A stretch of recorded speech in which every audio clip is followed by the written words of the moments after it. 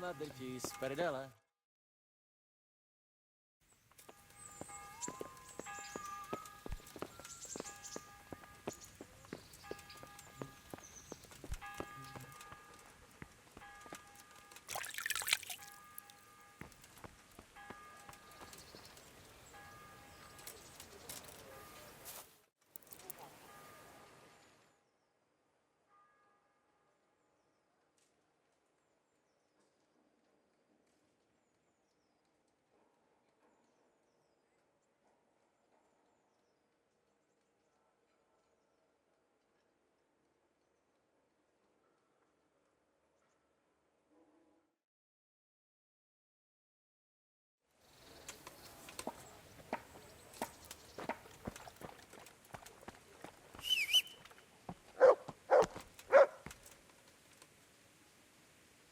Heel.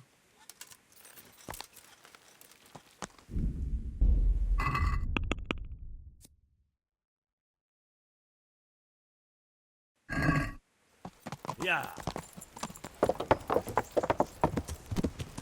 Ow! What? Yeah.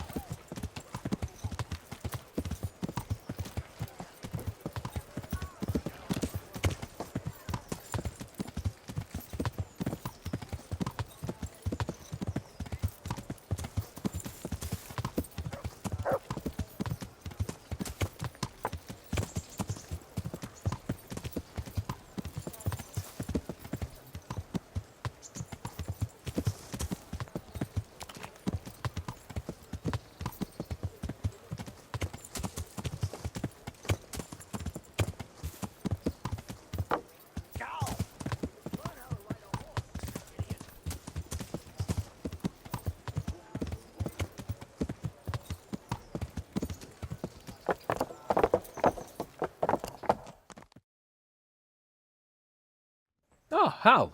Are you going to the meeting with Margrave Jobst as well? I am. What about Istvan? I assume... That we didn't catch him? No. Because if we had, you'd be the first one to know. Have no fear. We'll get him eventually. I hope you're right. Anyway, let's go and see what Jobst wants from us.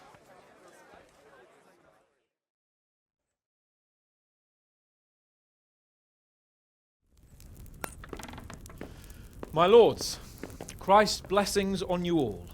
And on you, Lord Capon. And this is my son, Henry. I didn't know you had a son, Sir Redzig. It came as a bit of a surprise to young Henry, too. This gentleman here is John II of Liechtenstein, a member of my council. I'm honored, gentlemen. Come join us. Margrave Jobst was just about to tell us the reason for his visit. Your Grace? I'm sure we're all agreed, Your Graces, that all this unrest must come to an end. This kingdom needs a king. The question is, which king? My cousin, Wenceslas IV, who is being held in captivity. I have to confess, my lord, that your answer surprises me a little. If I'm correctly informed, until recently you sided with your other cousin, Sigismund. That I cannot deny, and I have always stated my position plainly. But times have changed. How have they changed, Your Grace? Sir, there is one thing on which we undoubtedly concur, that King Wenceslas, unfortunately, did not inherit his father's gift for governing. Sadly, his failures have cost Bohemia, the nobles, and our whole Luxembourg family a great deal of money and effort. How did the king let it go so far, damn it? It's in his temperament. He cares only for wine, women, and the hunt. A king, in fact, who never wanted to be king. Then why didn't he just let his brother have the crown? Young sir, the crown weighs heavy when there are duties to be performed, but to surrender it means giving up great privileges, too. But he did surrender power to his brother. When things started getting out of hand, Wenceslas appealed to Sigismund for help in restoring order. What, you're saying Wenceslas has invited him here? This is starting to make my head spin. Actually, it makes sense when you think about it. Sigismund wanted to re-establish the power of the whole House of Luxembourg. He thought if he helped Wenceslas win the imperial crown, in return his brother would help him become the king of the Romans, and leave the actual reign of Bohemia and the empire to him. Sigismund would govern, while Wenceslas could carry on doing what he was best at, enjoying the life of the imperial court. Why wasn't Wenceslas crowned Holy Roman Emperor long ago? He was already elected king of the Romans. All he had to do was go and let the Pope put the damn imperial crown on his head. Who knows? Maybe he'd prefer hunting and consorting with bathhouse wenches to spending time with the Pope. Well, so would I must admit. Sigismund's plan seemed sound enough, but it didn't quite work out, did it? It worked for a while. He and his brother reached an agreement. Sigismund took over administration of the kingdom and began planning Wenceslas's journey to Rome for the imperial coronation. But then Wenceslas realized he would just be a puppet with a crown. I must say, Margrave Jobst, Wenceslas and Prokop behave rather like naughty children in need of a good clout about the ears. Sigismund would agree. He was already planning his rule of Bohemia, and all of a sudden, the rug was pulled from under him. I'd say he lost his patience and decided he'd drag Wenceslas to the coronation kicking and screaming if he had to. Just like a naughty child, as you say. So he abducted him and your brother Prokop too, if I heard correctly. Correct. And you helped him do it, if I heard correctly. Yes, your graces, it's true. I was there when Sigismund abducted Prokop. I thought everything could somehow be settled, that we could make my brother see sense. But Sigismund just wanted to put an end to the dispute once and for all, whatever the cost. There was nothing I could do to stop him. And that's one of the reasons why I'm here. The worst of it is that it was all for nothing. Instead of putting a stop to the revolt, it escalated it, and the result is this chaos we have today. That's true enough, sir. But I must admit now, I'm not sure what your position is. The king is incompetent, but we must protect him? The simple truth, gentlemen, is that for all of Wenceslas's faults, we have no one else. So we'll have to make do with his idleness. People like him, though. But what can we do now? Sigismund has the League of Lords behind him. Otto von Bergolf, Heinrich von Rosenberg. The situation has gotten completely out of control. Now even the nobles of the League of Lords are realizing that Sigismund wasn't the right choice. So now Berghoff is on your side. Are we to assemble an army together with him and face Sigismund on the field of battle? We're not in Hungary now. Such affairs may be settled elegantly, without unnecessary hostilities or expenses. I have negotiated an alliance with the Hungarian bishops, the Polish, and of course the Czech nobility, against Sigismund. Every day he is losing the ground under his feet, and that's why I need your help too. What kind of help, though?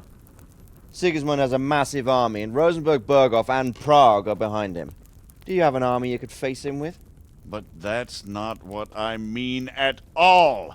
There's been a revolt against Sigismund in Hungary, partly due to my efforts, and now he'll have to choose whether he wants to gain the Bohemian crown, which is a very risky enterprise, or hold on to the Hungarian one.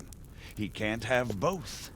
And there's a tough struggle awaiting him in Hungary. I'm not sure he'll win, and Rosenberg and Berghoff know it too. They're not stupid.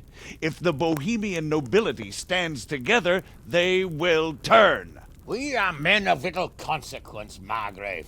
Radzig here lost everything because of his alliance with Wenceslas. Sir Divish came within a hair of the same fate. Even Rattay is defenseless against Sigismund and the League of Lords. What's more, your grace, King Wenceslas languishes in captivity in Vienna. He can't rule too well from there. And what do you propose? To sit with your arms folded till the Bohemian lands are turned to ashes like scarlets? We have to put a stop to this senseless war! And do you know, sir, what the true position of the League of Lords is? I'm not on the best of terms with them at this moment, so you'll have to ask them yourselves. Yes. Why not? I'll go and visit Bergov at his castle and we'll see what he tells me. You know, that's not such a bad idea, young sir. True. Though a little risky. I doubt Bergov would harm a blue-blooded envoy. And you can find out what he has to say about developments and what the League of Lords is planning. Then we'll decide what to do next. I'll help you compose a letter to him. I'd like Henry to come with me. Why not? He's proven himself an able investigator, and he'll also be a good bodyguard if anything should happen. And I'll send Sir John here to Kuttenberg to be my eyes and ears there.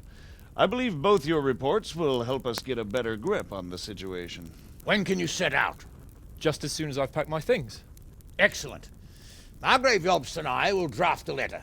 Get ready, and we'll meet back here.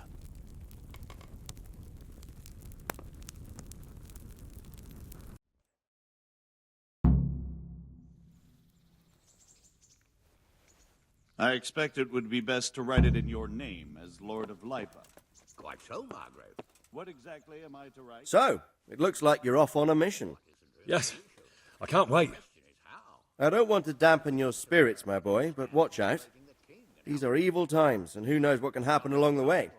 Not to mention that Bergov is no saint. Don't worry. I know. You've shown you can fend for yourself, but do take care. You'll be traveling as Lord Capon's bodyguard. You'll be there to make sure nothing untoward happens to him. Keep your eyes peeled and your ears wide open. What Bergov tells you is one thing, but what you see may be quite another. Rest assured, Father. And don't get embroiled in anything else. Just hand over the letter, hear out his reply, and return. Yes. Very well. Bergov is at Trotsky Castle. I think you'll find it quite an eye-opener. It's one of the finest castles in the land. It's 3 days' ride from here, so unless you hit a snag along the way, you'll be back soon enough. Any questions? Initiatives of Margrave Jobst of Moravia and a large part of the Bohemian nobility. Whether they plan to take action against them or support their efforts. That's about all. Very well. Take the letter from Sir Hanush. And good luck, son.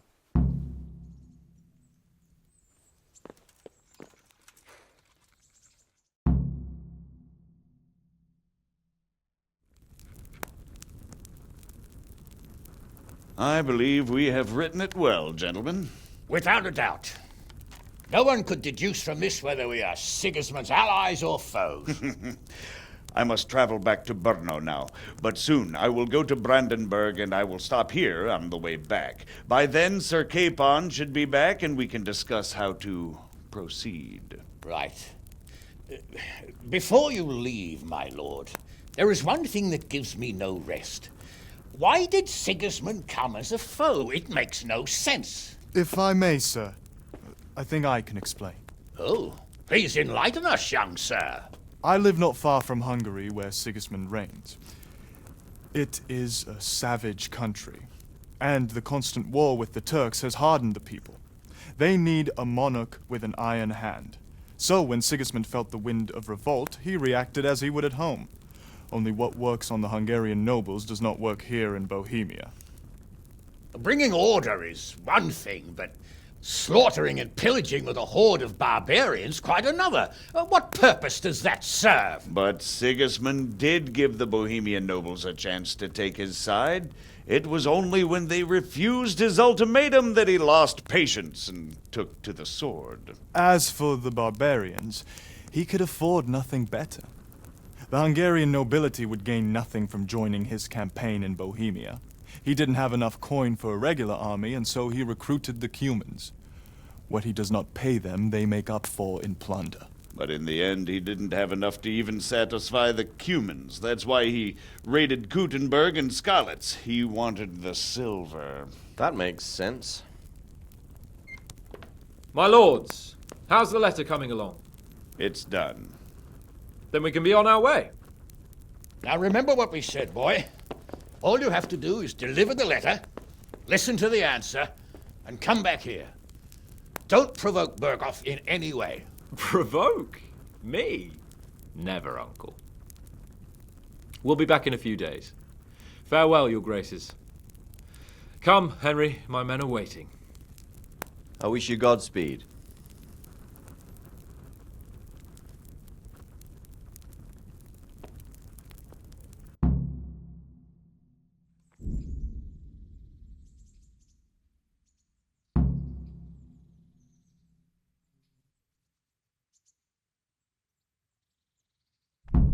Come now, Hal. My men are mustered in the courtyard. We can get going.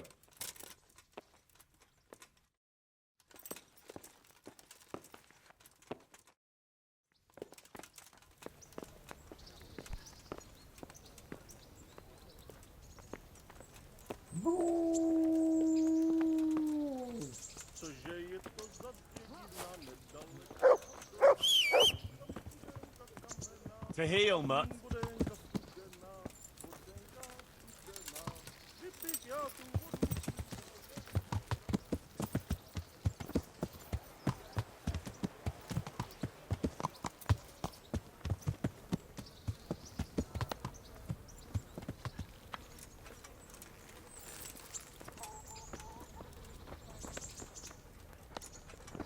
So, can we set off now? Of course. I can't. So, to horse! The Lord of Burgov is bound to be waiting as eagerly.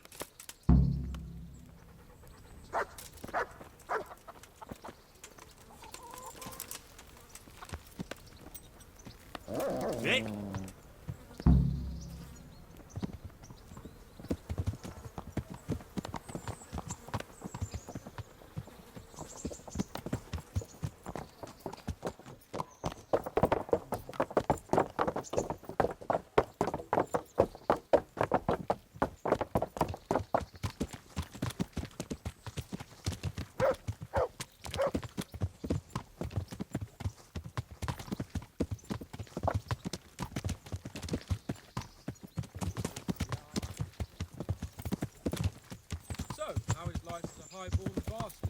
I'm getting used to it. What about Rodzig? Has he accounted for not owning up to you the whole time? He explained it. All will be well, I think. Glad to hear it. It's far more acceptable for a nobleman to befriend a noble bastard than a blacksmith's son. Mind you, don't come to blows with a blacksmith, my young lord.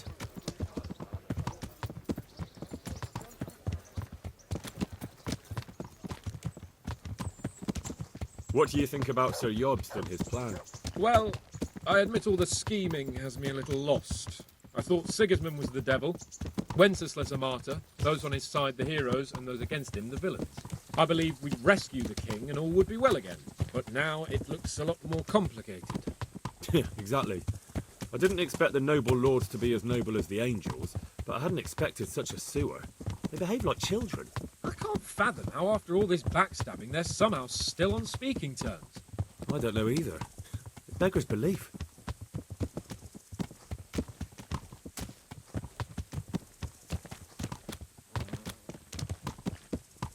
Did you know that King Wenceslas is such a... Feckless drunkard? Not really. And to be honest, I'm not sure I wanted to know. I slept better believing my fate was watched over by a wise and powerful monarch. So did I. What a dismal world when you can't keep trust in your own king. On the other hand, times were better with him here than with him gone. Isn't that the truth? To heel, mutt.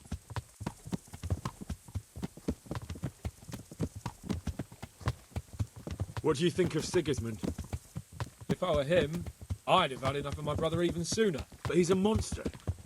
Look at what those hordes of his are getting up to here. What he did in Skalitz. True enough.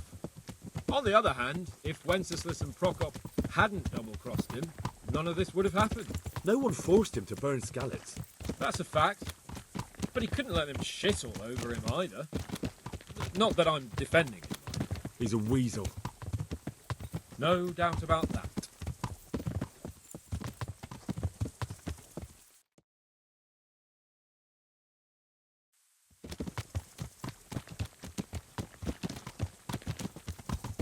Do you know anything about Prokop? Ha! Sir Hanush could tell you a thing or two about him. Why? Last winter, a a certain Sir Jan Sokol of Lamberg, a well-known knight, or robber baron to some, tried to occupy the city of Iglau, which was on the orders of none other than Prokop. And what has that got to do with Hanish? Well, he was there with him. Of course, that's not something to brag about in front of Jobst. And what was it all about? They wanted to occupy a city that was on the side of the League of Lords, but despite there being several hundred strong, they didn't take it. For one thing, they couldn't get past the Iglau women, with their pitchforks and cauldrons of hot water. I would never have thought of Sir Hanish as such a rebel.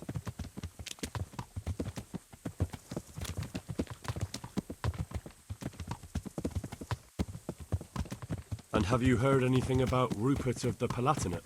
A little. He can't manage even to wrest power from a king who doesn't much care for ruling and isn't fighting back. That doesn't seem like a man who has what it takes to rule. And that's all I need to know.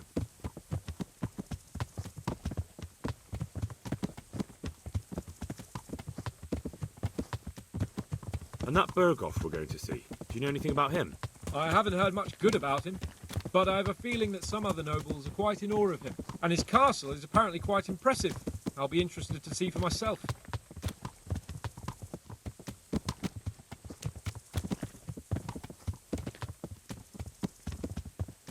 And what about the League of Lords? Wealthy, pompous. The king doesn't seem to like them much. He's chosen to let the lesser ranks of the nobility into his circle, men like your father. I admit I don't blame him one bit, but the lords weren't happy about their lost influence, so they put their foot down. If I were Wenceslas, I'd have let them hang after they abducted me the first time. But he gave them seats at the provincial council. Little wonder they're back at their old tricks.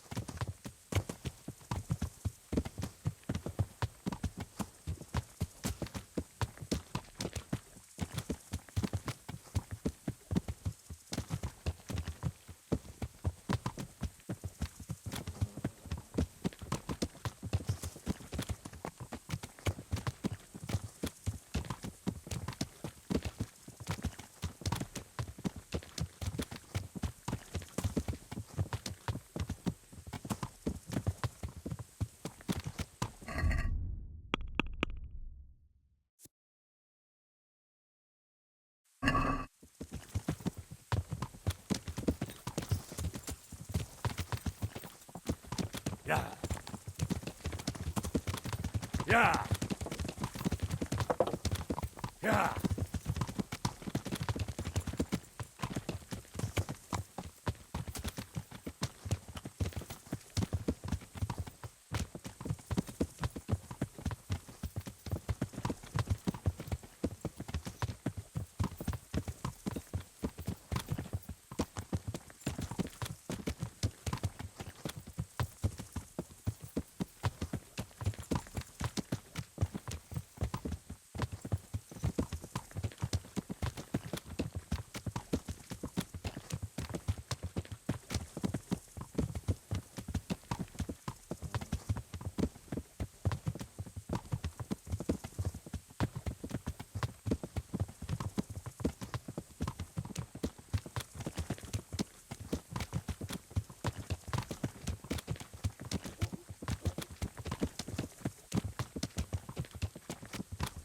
To heal, Mutt.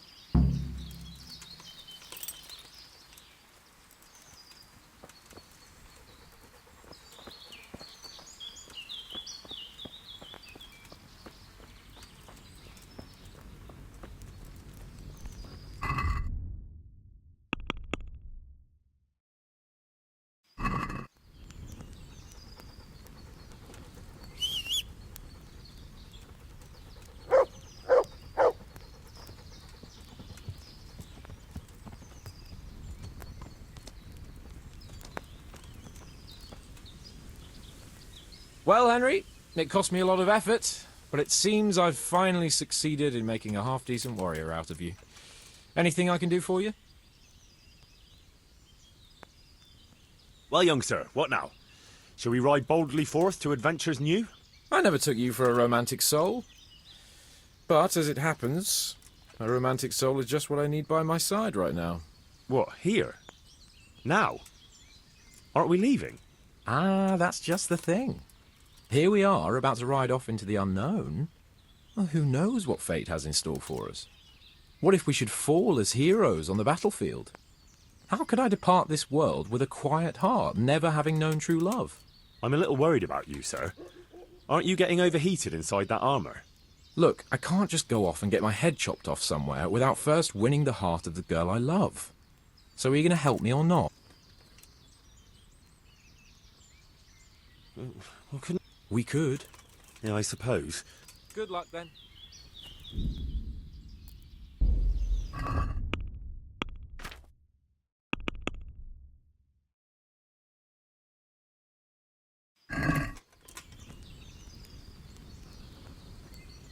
Greetings. Goodbye.